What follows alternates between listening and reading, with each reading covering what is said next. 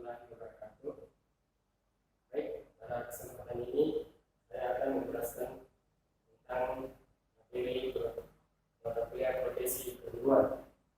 Dimana sebelum kita memasuki materi, terlebih dahulu kita harus mengetahui ciri-ciri guru berpilihan. Dimana ciri pertama itu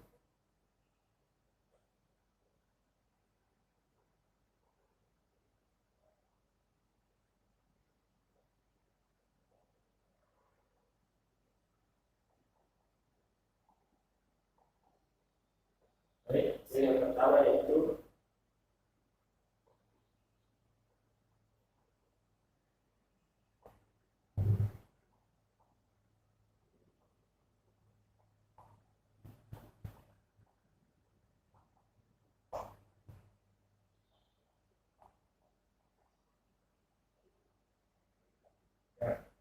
pertama yaitu masuk ke dalam kelas dengan mengucapkan salam dan bersikap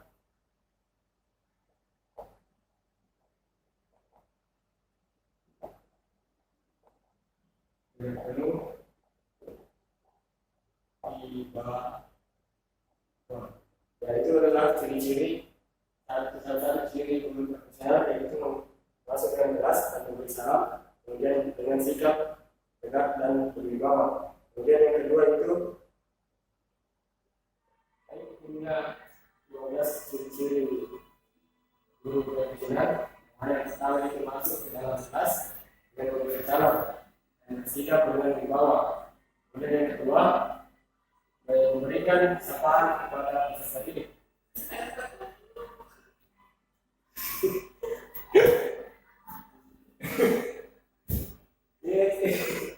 Ini ciri guru profesional. Pertama itu masuk ke dalam kelas dan memberi salam dan bersikap dengan wibawa.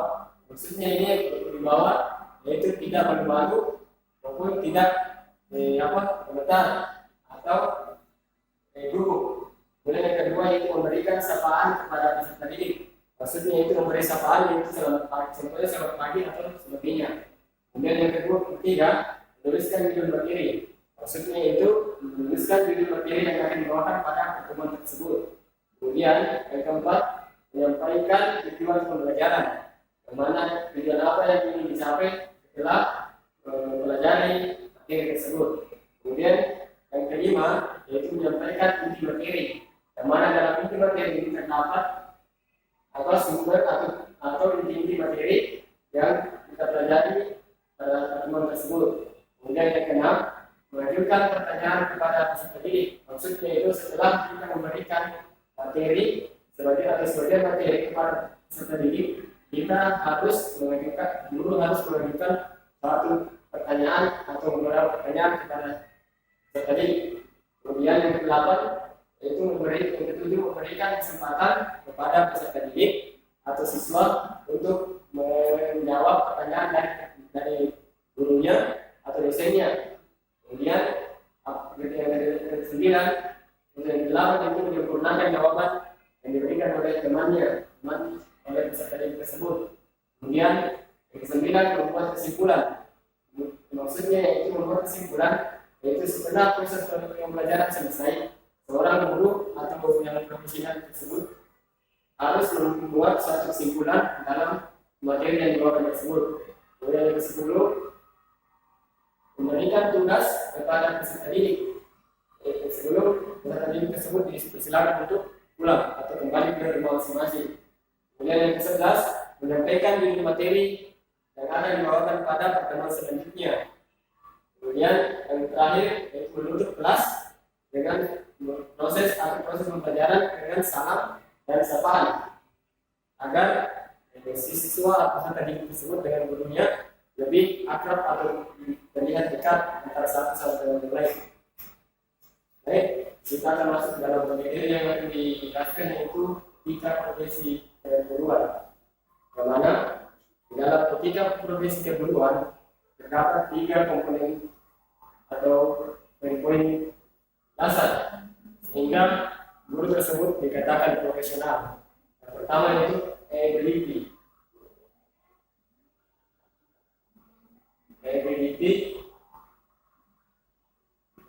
Yang kedua kedua yaitu networking.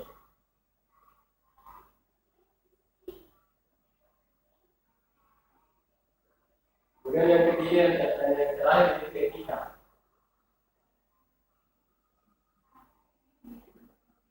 Dimana etika ini harus dimiliki oleh setiap guru atau pengajar. Yang mana etika ini artinya kemampuan, yaitu kemampuan yang dimiliki guru sehingga dapat memanage atau mengarahkan siswa-siswanya atau peserta didiknya sehingga dapat berhasil. Karena kemampuan seorang guru atau pengajar ini sangat menentukan sukses atau tidaknya seorang peserta didik tersebut. Kemudian yang kedua itu networking. Yang mana networking ini yaitu jaringan, yang mana seorang guru atau pengajar harus memiliki jaringan atau kerjasama dengan orang lain dan menjalin hubungan sosial dengan manusia yang lain atau masyarakat sekitarnya sehingga dapat memberikan pengalaman sosialisasinya kepada peserta didik tersebut. Kemudian yang ketiga yang paling penting juga yaitu etika, yang mana etika ini sangat menentukan sikap atau perilaku siswanya, karena seorang guru atau pengajar tersebut merupakan pedoman atau contoh perilaku yang biasa diikuti oleh peserta didik. Maka apabila guru tersebut memiliki etika yang kurang baik, maka tidak menutup kemungkinan akan diikuti oleh peserta didiknya atau muridnya, sehingga etika ini sangat berpengaruh kepada hasil pengajaran seorang guru. Kemudian apabila ketiga ini terdapat pada suatu guru atau pengajar, maka dapat dikatakan sebagai guru yang profesional. Karena di dalam materi etika profesi guru ini merupakan ada 3 inti komponen yang harus dimiliki oleh guru. Kemudian dalam profesi, baik itu sebagai profesi sebagai karyawan, guru maupun mahasiswa, semua harus memiliki etika. Ya, di sini kita akan menjelaskan tentang etika profesi keguruan, yang mana dicantumkan pada Undang-Undang Pasal 28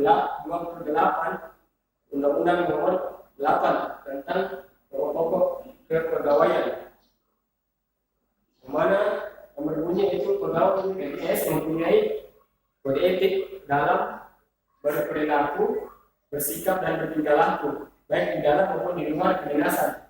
Kemudian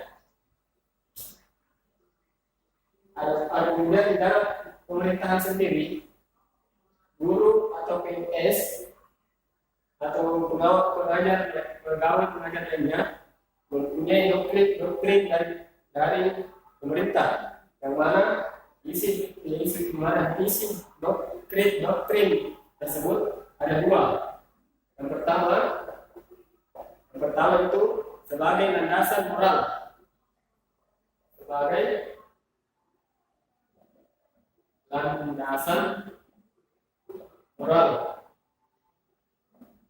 Yang kedua yaitu sebagai pedoman tingkah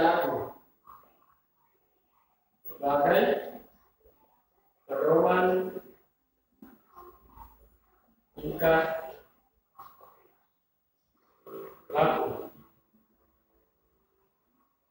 yang mana sebagai landasan moral. Yang dimaksud dengan sebagai landasan moral di sini yaitu guru atau dosen atau tenaga pengajar lainnya sebagai landasan atau dasar dari terbentuknya moral seorang siswa atau peserta didik. Apabila guru atau pengajar tersebut memiliki moral yang kurang baik, maka tidak menutup kemungkinan siswa atau peserta didiknya akan mengikuti tingkah laku guru tersebut. Kemudian yang kedua itu sebagai pedoman tingkah laku. Seperti yang tadi saya sebutkan bahwa guru tersebut harus memiliki tingkah laku yang baik sehingga murid-murid atau peserta didik dapat mengikuti tingkah laku yang baik tersebut. Kemudian yang ketiga yaitu yang kemudian selanjutnya yaitu tujuan adanya kode etik.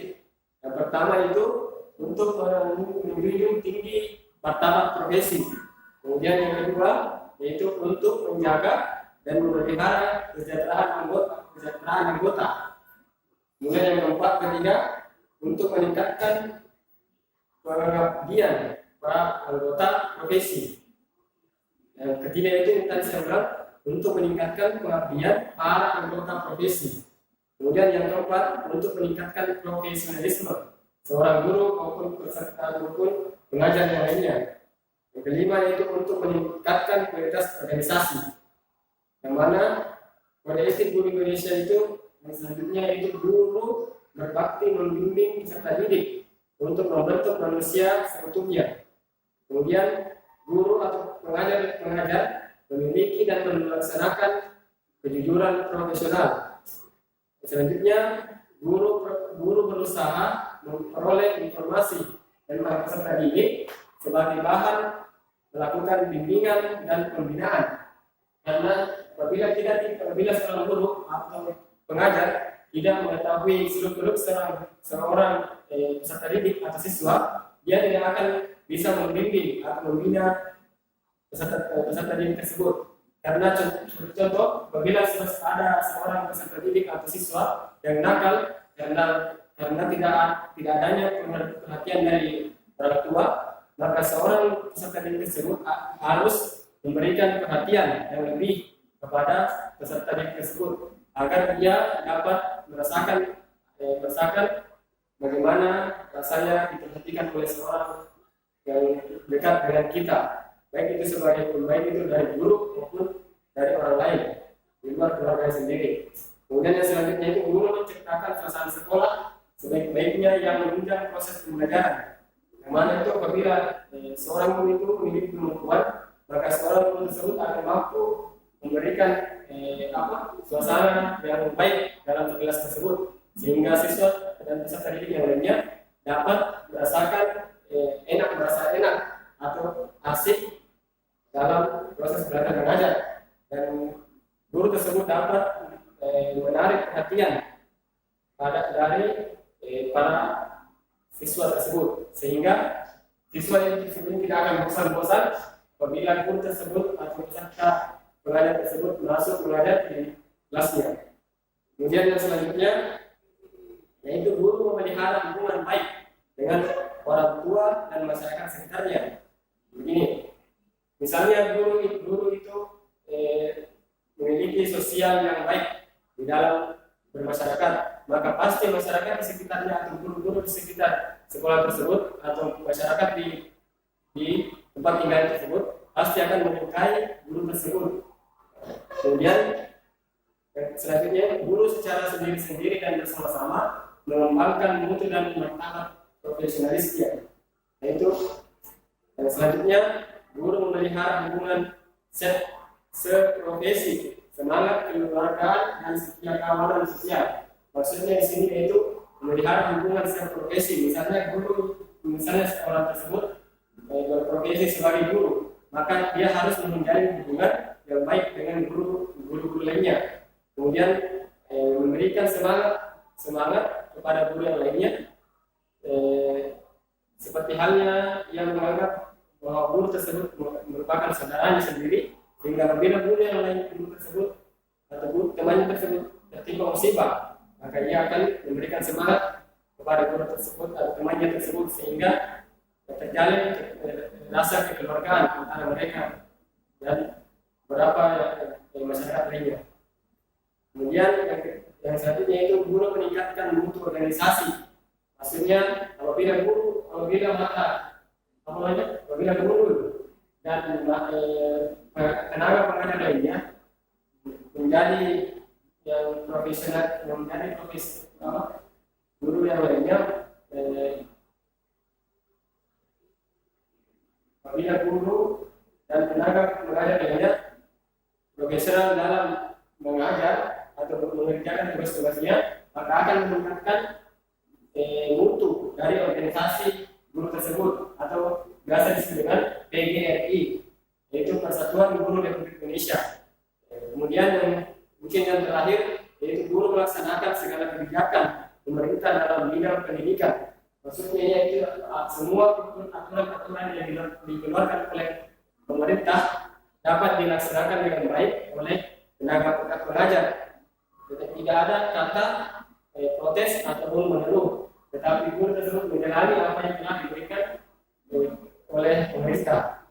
Kemudian adapun nilai-nilai etika sebanyak 14 buah atau 14 poin.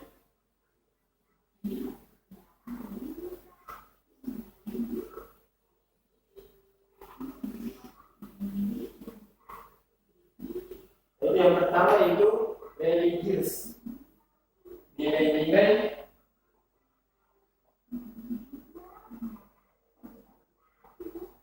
etika. Yang pertama itu religius. Maksudnya yaitu sikap dan perilaku yang putih dalam melaksanakan ajaran agama. Maksudnya tadi yang religius itu selain melaksanakan tugas negara, seorang pengajar atau guru tersebut juga harus bersikap dan berperilaku sopan seperti yang diajarkan oleh agamanya. Seperti contoh agama Islam. Maka apapun yang diajarkan oleh agama Islam itu baik itu haram dan halalnya, baik dan buruknya harus dilaksanakan dengan baik, sehingga di dalam diri pengajar tersebut terdapat sikap yang religius. Kemudian yang kedua yaitu jujur. Jujur maksudnya itu guru atau tenaga pengajar harus bersikap jujur. Artinya itu bersifat jujur, yang mana apabila guru tersebut jujur maka akan disukai oleh setiap siswanya, karena ia dinilai sebagai orang yang jujur. Kemudian yang ketiga itu toleransi. Maksudnya yaitu apa toleransi? Maksudnya seorang guru harus mentoleransi, misalnya guru tersebut sedang mengajar dalam suatu kelas, kemudian ada seorang siswa atau peserta didik yang terlambat datang, maka guru tersebut harus mengizinkan temannya tersebut atau siswa tersebut dapat bergabung dengan teman-temannya untuk belajar. Itu contohnya seperti itu. Yang ketiga yaitu disiplin. Keempat itu disiplin. Maksudnya seorang guru harus disiplin. Misalnya jam kerja atau jam masuk sekolah itu jam 7, maka guru atau tenaga pengajar tersebut harus tepat waktu untuk datang di sekolah tersebut, karena jangan sampai siswa atau peserta didik lebih duluan datang di sekolah atau mahasiswa datang lebih duluan datang di kampus daripada dosen atau gurunya, maka sikap atau perilaku tersebut akan dinilai jelek atau kurang baik kepada mahasiswa atau dosen dan siswa lainnya. Maka dari itu seorang guru harus memperbaiki sikap disiplinnya agar dapat dicontoh oleh mahasiswa, peserta didik ataupun siswanya. Yang kelima yaitu kerja keras.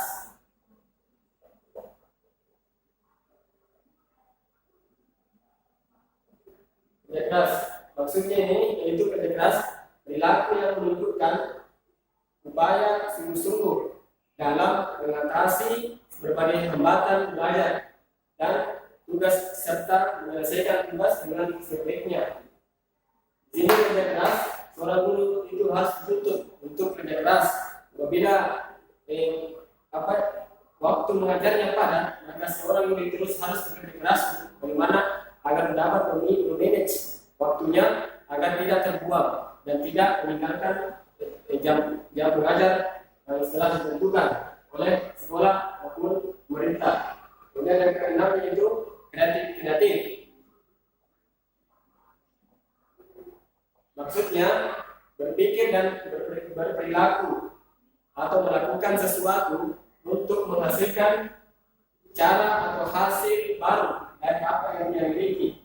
Maksudnya yaitu guru tersebut harus memiliki pikiran yang kreatif agar suasana ruangan atau kelas yang yang ia bawahi atau dia tempati mengajar tidak terus menerus mulai dari awal hingga akhir bersuasana seperti itu, tetapi harus berpikir kreatif bagaimana setiap pertemuannya dapat menciptakan suasana yang baru. Kemudian yang ketiga itu mandiri.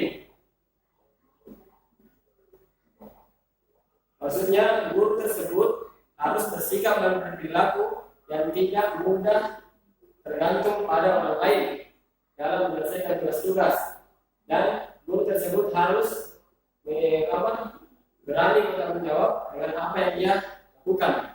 Misalnya guru tersebut tidak boleh memerintahkan siswanya atau mahasiswanya untuk mengerjakan tugas yang diberikan oleh sekolahnya atau tugas pribadinya sendiri. Kemudian yang kedelapan yaitu demonstratif.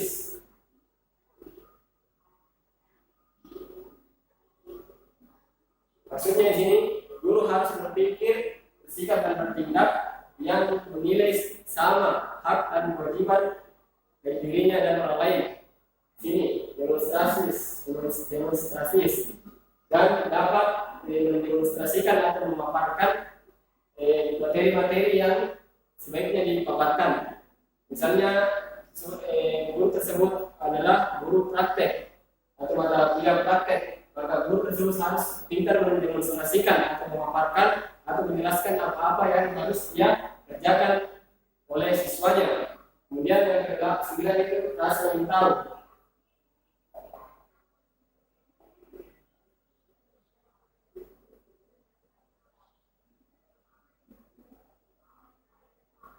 Rasa ingin tahu.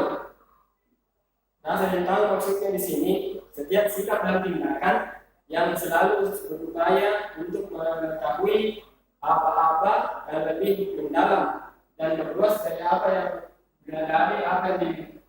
diajarkan atau yang dipaparkan oleh siswa-siswanya. Misalnya guru ini harus mengetahui apa-apa yang ada dalam buku ajarnya yang ia pegang, karena tidak untuk kemungkinan semua yang di dalam buku tersebut tidak ia ketahui, maka ia harus memiliki rasa ingin tahu yang lebih besar agar dapat mengetahui semua atau memahami semua isi buku ajar yang ia pegang. Karena tidak menutup kemungkinan siswa atau peserta didik akan bertanya tentang apa yang ia ajarkan, karena tidak menutup seorang guru itu harus mengetahui betul-betul atau menguasai betul materi yang akan dia bawakan. Kemudian yang ke-10 yaitu semangat kebangsaan.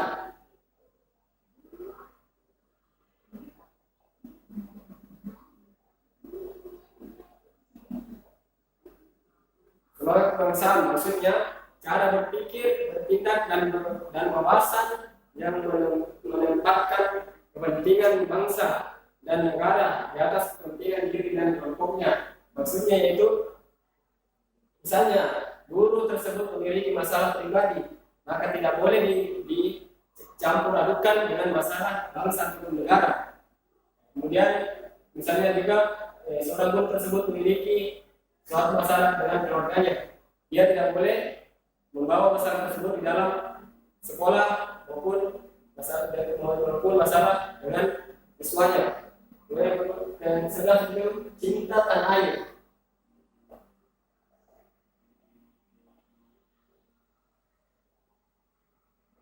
Maksudnya cinta tanah air itu cara berpikir, bersikap dan berbuat yang menunjukkan kesetiaan, kepedulian dan penghargaan yang tinggi terhadap bahasa, lingkungan fisik, sosial, budaya, ekonomi dan politik bangsanya. Maksudnya cinta tanah air, siswa guru tersebut atau peserta didik tersebut tidak boleh mengkhianati sekolahnya atau bangsanya. Misalnya dia mengajar dalam mengajar pada dua sekolah, dia tidak boleh menjelek-jelekkan atau menciptakan kejelekan sekolah yang satunya ke sekolah yang satunya. Itu pun sebaliknya. Kemudian seorang guru atau tenaga pengajar tersebut tidak boleh mengkhianati negaranya, maksudnya karena kebanyakan sekarang guru ya dengan atau di luar sana banyak banyak yang dibayar oleh orang asing, sehingga rela menjual ilmunya untuk negara lain, atau rela menjual pengetahuannya demi mendapatkan segeser atau uang, sehingga dapat menghidupkan keluarganya. Kemudian yang ke-12 yaitu menghargai prestasi.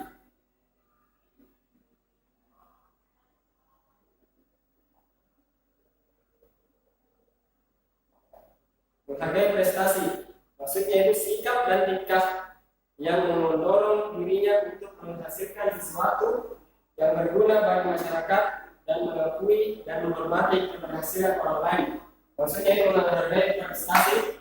Misalnya seorang guru memiliki anak didik atau anak wali yang berprestasi, ia seharusnya memberikan apresiasi atau hadiah kepada guru tersebut atau peserta didik tersebut, sehingga dapat memberikan motivasi atau gairah untuk belajar kepada daerah belajar siswa, sehingga dia dapat mempertahankan prestasinya. Begitupun dengan dia memiliki seorang siswa yang bisa dibilang bandel atau nakal, dia seharusnya memberikan motivasi atau perhatian sehingga anak tersebut dapat berubah sedikit demi sedikit sesuai dengan penghargaan atau perhatian yang diberikan. Kemudian yang ke-13 yaitu bersahabat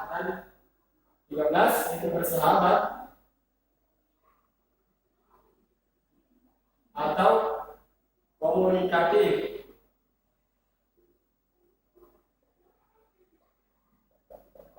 Komunikatif maksudnya tindakan yang memperlihatkan rasa senang berbicara, bergaul dan bekerja sama dengan orang lain.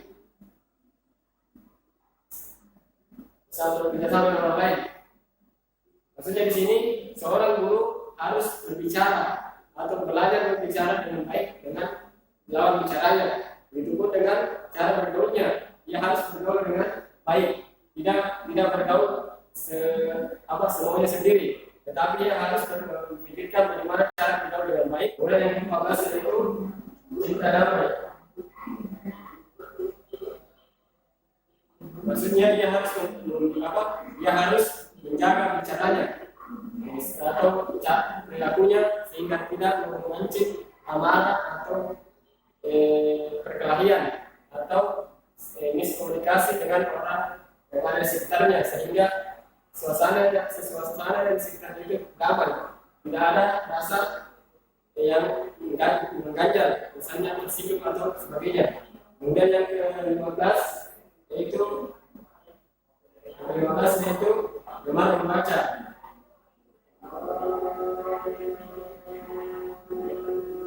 Maksudnya seorang guru itu harus rajin membaca, karena apabila ia malas membaca, dia tidak akan dapat mengetahui apa yang dia akan bicarakan pada pertemuan di sekolahnya, pada pertemuan di sekolah. Yang ke-15 itu gemar membaca, maksudnya seorang guru itu harus gemar membaca atau rajin membaca agar ilmu yang diketahui dapat selalu bertambah dan mengajarkannya kepada peserta didik atau murid-muridnya. Dan kemudian yang ke-16 itu peduli lingkungan. Maksudnya seorang guru itu harus peduli dengan lingkungannya. Misalnya dia peduli dengan lingkungan, dia menjaga kelestarian lingkungannya, lingkungan sekitarnya, sehingga tidak tercemar.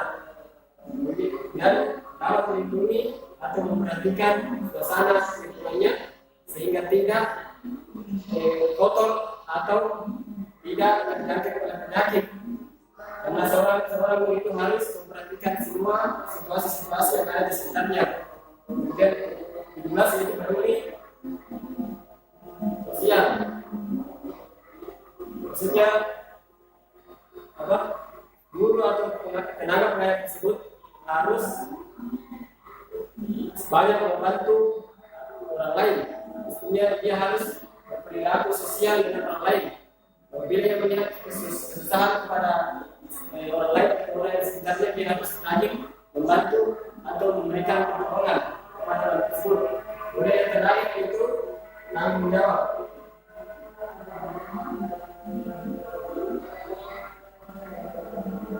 Maksudnya seorang guru ini harus bertanggung jawab dengan tugas-tugas yang diberikan oleh pemerintah di sekolah, dan dia harus bisa bertanggung jawab dengan apa yang dia telah lakukan dari kesalahan-kesalahan dia perilaku. Kemudian di tanggung jawab ini seorang guru ini harus bertanggung jawab atas siswa atau peserta didik yang merupakan peserta didik dengan bimbingannya atau anak bimbingannya. Nah, mungkin ini saja yang sempat saya jelaskan beberapa inti dari materi ketika kompetisi kedua. Kita akan melanjutkan dengan materi selanjutnya. Selanjutnya pada pertemuan selanjutnya dari materi etika profesi guru kejuruan, yaitu yang pertama, untuk menjadi guru yang di dalam kategori profesional, maka harus memiliki ketiga komponen tadi. Yaitu yang pertama itu availability, kemudian yang kedua yaitu networking, dan yang ketiga yaitu etika. Apabila seorang yang ketiga itu etika. Apabila seorang guru atau tenaga pengajar memiliki ketiga komponen tersebut, maka dapat dikategorikan sebagai guru yang profesional. Kemudian kesimpulan yang kedua yaitu etika terbagi atas atau terdiri dari 18 komponen. Yang mana yang pertama itu tadi yaitu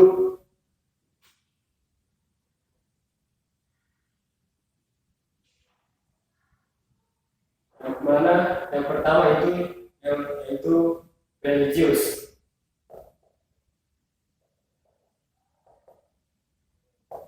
Kemudian yang kedua yaitu jujur. Kemudian yang ketiga yaitu toleransi.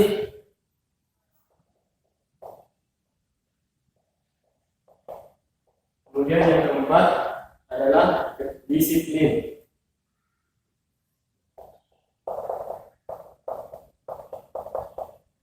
Kemudian yang kelima yaitu etika, yaitu berpikir keras atau kerja keras.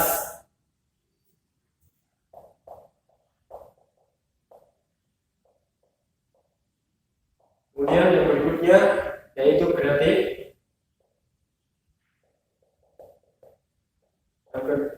Selanjutnya yaitu mandiri.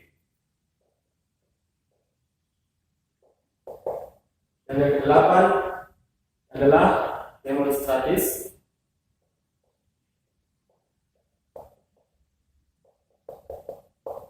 Yang kesembilan yaitu rasa ingin tahu.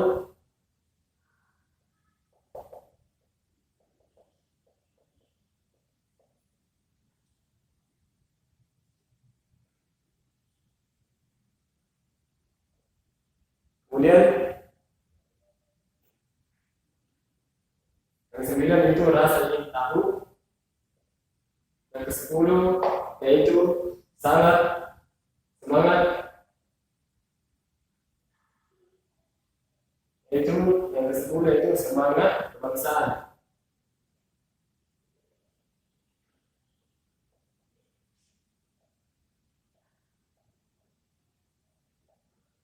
Kemudian yang ke-11 yaitu cinta tanah air.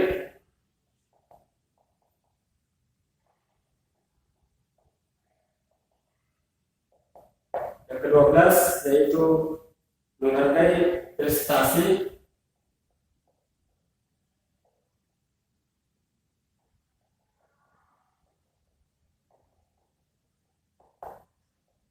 Yang ke-13 yaitu bersahabat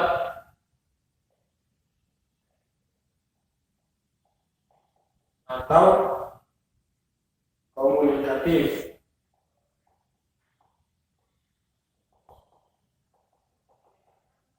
Kemudian yang ke-14 yaitu cinta damai.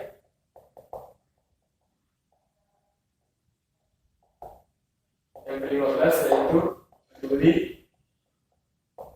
lingkungan.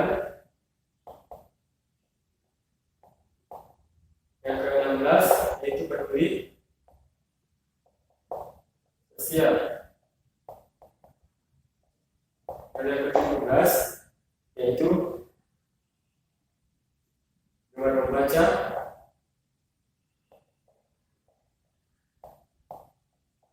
Dan yang terakhir yaitu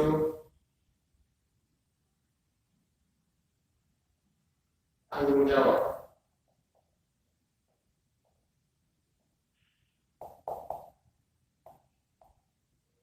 Nah, itu kesimpulan dari dua simpulan dari etika profesi kejuruan. Kemudian yang ketiga, yang kalah pentingnya yaitu seorang guru itu harus bisa menjadi seorang guru, bisa atau harus menjadi yang pertama fasilitator. Maksudnya ini fasilitator, seorang guru itu harus memfasilitasi siswa-siswa atau peserta didiknya. Misalnya seorang siswa kelupaan membawa buku atau pulpen, maka seorang guru itu atau tenaga pendidik harus memfasilitasi atau memberikan apa yang dibutuhkan oleh siswanya. Kemudian yang kedua itu moderator.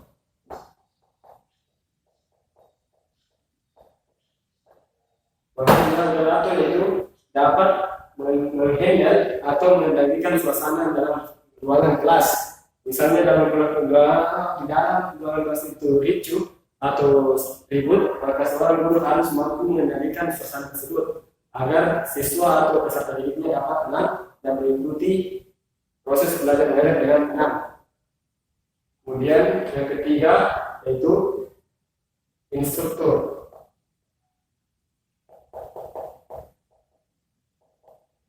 Instruktur maksudnya dapat mengarahkan siswa-siswanya dalam melaksanakan suatu praktek atau percobaan. Misalnya dalam kelas tersebut melakukan praktek elektronika analog, maka guru tersebut atau pengarah tersebut dapat mengarahkan siswa-siswanya atau peserta didiknya untuk melakukan langkah-langkah percobaan tersebut. Kemudian yang keempat yaitu demonstrasi, mendemonstrasikan.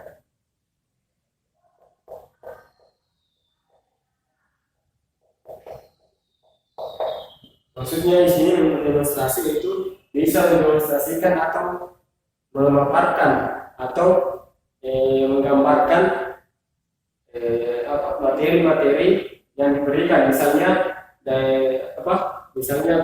tenaga pengajar atau dosen atau guru itu mengajarkan tentang elektronika, maka guru atau tenaga pendidik ini harus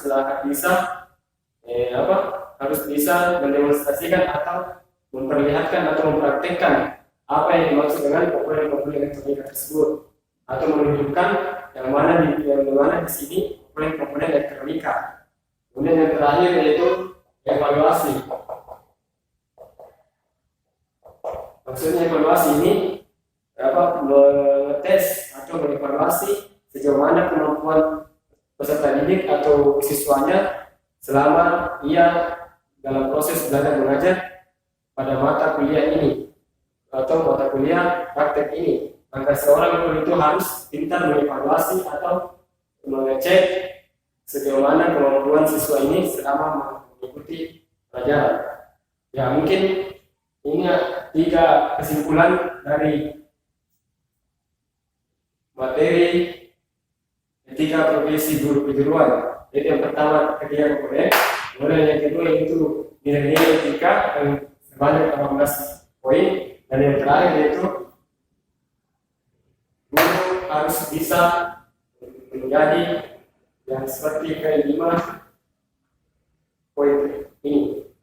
Ya mungkin cukup sekian yang sempat saya jelaskan, kurang dan lebihnya mohon dimaafkan, dan apabila ada kata yang salah mohon dimaafkan. Wabillahi taufiq wal hidayah. Assalamualaikum warahmatullahi wabarakatuh.